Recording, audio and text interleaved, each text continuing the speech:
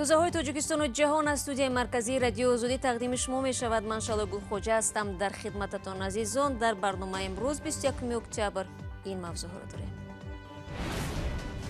مقامات تاجیک میگویند از این به بعد تنها بیمارستان بیماری‌های سیرایتی دوشنبه به طبابت گرفتاران کووید 19 مشغول می شود. معاش و غذا ندادن، اعتراض و خرابکاری گروهی از کارگران یک شرکت استحصال گاز مایع در ازبکستان. این خانه قشنگ است ولی خانه من نیست و چگونه قرض بانکی ساکنان تاجیکستان را از بام بالای سرشان محروم میکند.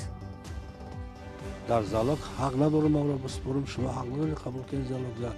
ببین تاخیر زالاق موندم، تاخیرم بگیری. و کتابه چیکار دارید؟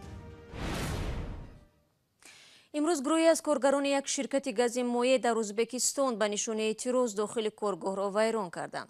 بنا به گزارش‌ها در این شرکت 12,000 نفر کار میکنند و معاش چند ماه را نگرفتند. کاربران به بخش ازبکی رادیو آزادی چند ویدیو فرستادند که در آنها دیده می شود ده‌ها کارگر در نزد اداره کارخانه ایستادند و از آنجا دود سیاه به هوا میپیچد. معلوم نیست در این حادثه کسی آسیب دیده است یا نه، ولی در نوارهای ویدیویی آثار خون به نظر می رسد. برای برقرار کردن نظم به جای حادثه ماموران امنیتی را سفربر کردند. دادستان کل ازبکستان گفت قضیه را تفتیش می کند. رو می‌ریم به خبرهای تاجیکستان. وزارت تندرستی تاجیکستان میگوید در 24 ساعت اخیر باز 41 مورد نو گرفتاری به کووید 19 را در کشور ثبت کرده است. به همین ترتیب طبق امور رسمی از شروع همهگیری کرونا ویروس بیش از 10,500 نفر به این بیماری مبتلا شده است. مقامات تاجیکستان برینند که ضرورتی برای تقویت محدودیت‌ها علیه کووید 19 وجود ندارد. بنابراین در روزهای نزدیک بیماران میتوانند برای مداوا تنها به بیمارستان مریضی های سیرایتی مراجعت کنند. برای یوسفی و اسکندر فیروز موضوع را پیگیری کردند. در این کدهایی که برای گرفتاران کووید 19 در دوشنبه آماده کرده بودند تا حال کسی برای معالجه نخوابیده است. این بیمارستان سیار را بهار امسال در ورزشگاه بافنده در دوشنبه بعد یک بار زیاد شدن بیماران ساختند. وزارت میگوید حالا مراجعت به دیگر بیمارستان‌های سیرایتی هم کم شده است و در دوشنبه فقط در 3 شفاخانه گرفتاران کرونا ویروس را معالجه می‌کنند. بیمارخانه‌ای که در نزد استقلال است، مؤسسه دولتی بیماری‌های سیرایتی کودکانه، بعد بیمارخانه یکم سویسکی، بیمارخانه سیرایتی شهر دوشنبه. دو شفاخانه در پایتخت را برای آنها آماده می‌کنند که بعد گرفتاری به کووید 19 احوالشان بد شده است و به معالجه طولانی ضرورت دارند. مجموعه تندرستی استقلال که قبلا بیماران وزنین را قبول می‌کرد به کار معمولی بازگشته است. متاسفانه نه فقط در بین مردمی اومد، در بین بعضی دکتران نیز گویا که در هنگام نوشتن علاوه خصوص در فیسبوک، در اینترنت یا در صحبت‌های خاصه می‌فهمیم که میگن که خیشتباری ما در استقلال بستری شده. در این کلا نادرست بوده. آنها در بیمارخانه کودکانی سرایتی که در شفت مجموعه تندرستی استقلال جایگیر است، یعنی اون بعدی ما باز شده بود، در همونجا بستری هستند. در همین حال بیمارستان سیرایتی دوشنبه واقع در محله زرافشان پس از ترمیم و مجهز شدن تنها گرفتاران بیماری کرونا ویروس نو را قبول و طبابت می‌کند. 4 ماه می‌شود که خدا با شکر سطح گرفتاران از 45 بالا نمی‌شود. وزارت تندرستی میگوید از ماه اپریل تا کنون کرونا ویروس در تاجیکستان به بیشتر از 10,570 نفر سیرایت کرده است و 80 نفر تلف یافتند. اما برخی متخصصان با آمار رسمی درباره بیماری کووید 19 شبهه دارند و میگویند که تعداد گرفتاران و تلفات به مراتب بیشتر از آن است. موضوع مربوط به کرونا ویروس نو را ادامه میدیم و میرویم به روسیه. رئیس شهر مسکو گفته است که واکسن زنی عمومی به ضد کرونا ویروس نو را در ماه‌های دکبر و ینور شروع میکنند. تا امروز حکومت روسیه از با موفقیت انجام یافتن آزمایش 2 واکسن ضد کرونا ویروس خبر داده است. کارشناسان میگویند به قیدگیری و استفاده عمومی واکسن پیش از مرحله سوم سنجش کلینیکی خطرزاست. خبرنگاری نستایش وریم با چندی از شرکت‌داران آزمایش درباره خطر و فایده‌های واکسن روسی صحبت کرد. تبلیغ واکسن دوم در روسیه هنگام آزمایش در مرحله سوم شروع شد. برای آزمایش هنرمندان و چهره‌های شناخته را هم جلب کردند. رادیون گازمانوف آوازخوان شناخته یکی از آنهاست. او از رفت آزمایش در اینستاگرام نقل می‌کند. وقتی برای آزمایش اختیاریان را جمع می کردند به من هم تماس گرفتند و پیشنهاد کردند. من با دو سبب راضی شدم. اول اینکه آدمان زیادی در اطراف من به بیماری گرفتار شدند.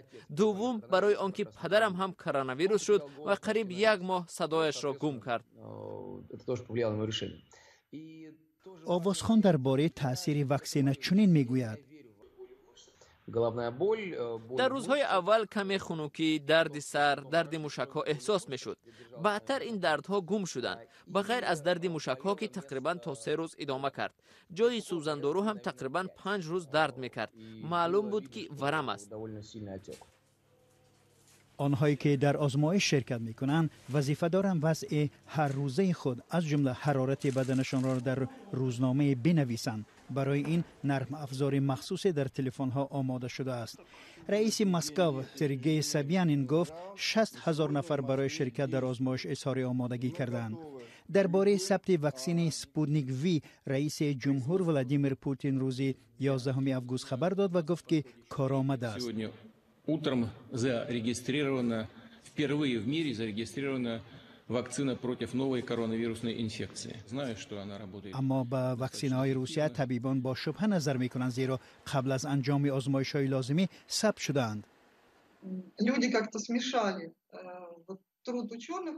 одамон кори олимону биологҳоро ки ин ваксинаро омода карданд омехта намуданд. ҳукумати мо ҳам бо овози баланд мегуфт мо нахустин шуда ваксинаро сабти ном кардем. бояд ин ҷо мӯй аз хамир ҷудо карда шавад ва бояд дар хотир дошт ки мақомот ҳадафҳои худро дорад ва олимон ҳам барномаҳои худро. ҳатто агар натиҷаи озмоиш манфӣ бошад маълум мешавад ки ваксина коромад нест. ва ин ҳама натиҷа аст ва мо мефаҳмем ки пас бояд бо ин роҳ наравем. کارشناسان خارجی از سرعت آماده سازی و نبود معلومات درباره پژوهش علمی عاید به واکسن اظهار حیرت کردند. 14 اکتبر ولادیمیر پوتین از ثبت یک واکسن دیگر خبر داد. این واکسن هم به انجام یافتن مرحله سوم آزمایش ثبت شده است. سلام، اگر خط و خبر می‌خواهید ما داریم. نوید بامدادی، سرخط خبرها، اخبار تاجیکستان و جهان، گزارش‌ها و تحلیل‌ها. چی می‌گذرد و چرا؟ دانستن فهمیدن است. ضمیمه یا اپ ما را بگیرید. شما برنامه خبری رادیو زودی رو تماشا دارید. پیوندان بهروز سعید، هنرمند شناخته توجیک که در فیلم در آرزوی پدر با نام مهربان مشهور شده بود، از حکم او به دادگاه بالایی شکایت بردند. دادگاه در دوشنبه ماه ایون امسال بهروز را به 15 سال زندان محکوم کرده بود. بهروز سعید که 7 سال داشت در سلسله فیلمی در آرزوی پدر در سالهای 2000 نقش بازید. این یکی از فیلم‌های معروف همان زمان بود. همکارم مومین احمدی این موضوع را بهتر می‌داند. مومین، جزئیات پرونده چیست و تا کجا شکایت به زینه‌های بالای دادگاه اثرگذار است؟ بله شهلا، مقامات دادگاه گفتند که نزدیکان بهروز سعید حکم را بسیار سخت می‌دانند و برای همین بعد دادگاه بالایی شکایت کردند. بهروز را اول سال جاری بازداشت کرده بودند و ماه ایون محکوم به زندان کردند. او را به تمجوی با مقصد به دست آوردن مقدار مخصوصا کلان مال و ملک گناهکار دانستند. مقامات گفته بودند که هنرمند جوان خود را یاور رستم امامعلی شهردار دوشنبه و پسر پرزیدنت تاجیکستان معرفی کرده از دو صاحبکاری که از دوستی او قرضدار بودند طلب کرده است که پول کلانی را فوراً برگردانند. نزدیکان و وکیل دفاع این اتهام را رد کردند و گفتند که هیچ دلیل مستقیمی نیست که او از نام پسر پرزیدنت استفاده کرده باشد. هرچند نزدیکان بهروز سعید برای بازبینی پرونده شکایت کردند ولی نخواستند در این باره بر رادیو آزادی صحبت کنند. مومین، طوری ما می‌دانیم سالهای اخیر بازداشت نفرانی که گویا از نام پرزیدنت و پسر او استفاده کردند بیشتر شده است. آیا این روند بیانگر چی است؟ بله شهلا، تقریبا سال نیست که این یون نفر با اتهام سوء استفاده از نام پسر پرزیدنت و یا اطرافیان او بازداشت نشوند. حالا ما دقیق نمیدونیم که بهروز سعیدوف تا کجا از نام پسر پرزیدنت استفاده کرده است، ولی در 5 حالت در 2 سال اخیر ما دیدیم که آنهایی که از نام پسر پرزیدنت استفاده میکنند حکم‌های طولانی میگیرند. جامعه شناسان میگویند موجودیت چنین استفاده از آن شهادت میدهد که سوء استفاده از مقام و اجرای خواهش افراد با نفوذ در نهادهای دولتی وجود دارد و برخی به اصطلاح از افراد چالاک میخواهند از این وضع استفاده برند. این زمان به بعضی ها میسر می شود که افرادی زیادی را فریب کنند و کسی هم به مقامات برای طلب حق خود مراجعت نکند. مثلا 2 هفته پیش مقامات از بازداشت ایشانقول زویروف ساکن 39 ساله ناحیه دنغره خبر دادند که از نام نزدیکان پرزیدنت استفاده برده از یک صاحبکار چینی 1,800,000 دلار گرفته است. در گزارش گفته می شود که او از سال 2017 تا کنون با استفاده از نام رهبری اول دولت فریب می داده است. تشکر مومن برای صحبت و بینندگان عزیز، من برنامه را با مطلبی از جنوب تاجیکستان پی میگیرم. خب با یک ساکن شهر کلوب که با نیت پیشبرد صاحبکاری از بانک قرض گرفته بود، هم تجارتش سوخت و هم ممکن است بی سرپناه ماند. تجربه عبدالنظر شریپوف یگانه نیست و تا کنون صدها عائله مثل او بنابر سری وقت پرداخت نکردن قرض بانک ها از منزل‌هایشان محروم شدند. اما این مصاحبه همکارم محمود جان رحمتزاده امیدوار است که مسئولین بانک نسبتش گذشت خواهند کرد. عبدالنظر شریپوف باید تا چند وقت دیگر از این خانه بیرون شود. منزل قانونی خودش بود، اما قرض بانک اکنون او را بیخانه میکند. میگه ما باید شما را بخیزونیم، خانه را بگیریم. من گفتم میلش همین خانه که زالاک ده همین را بگیرین.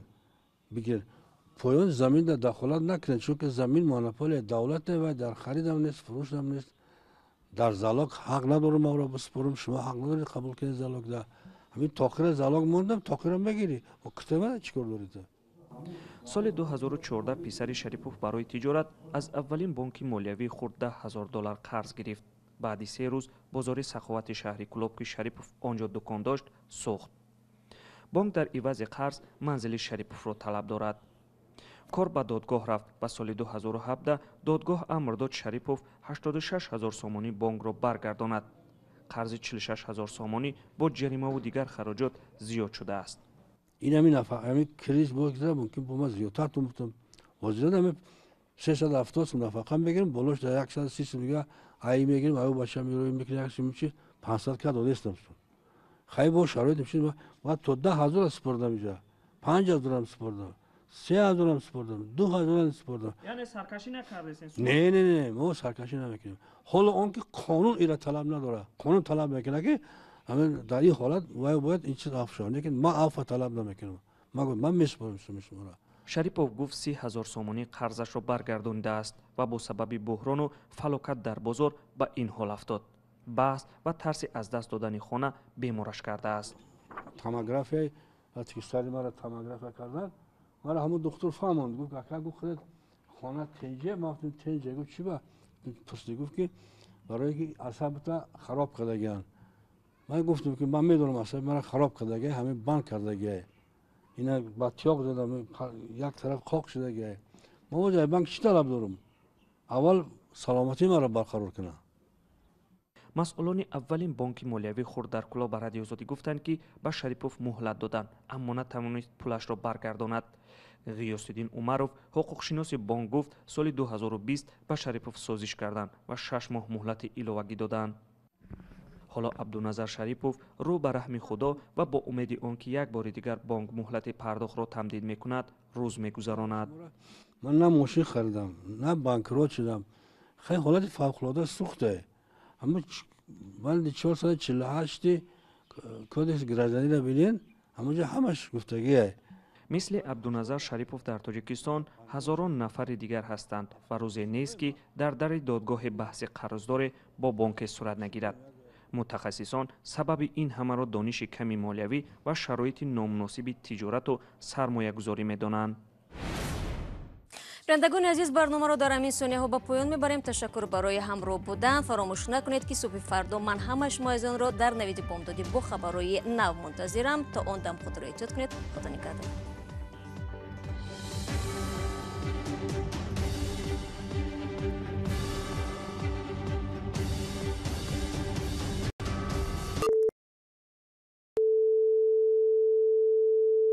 This is Radio Free Europe, Radio Liberty, Praha.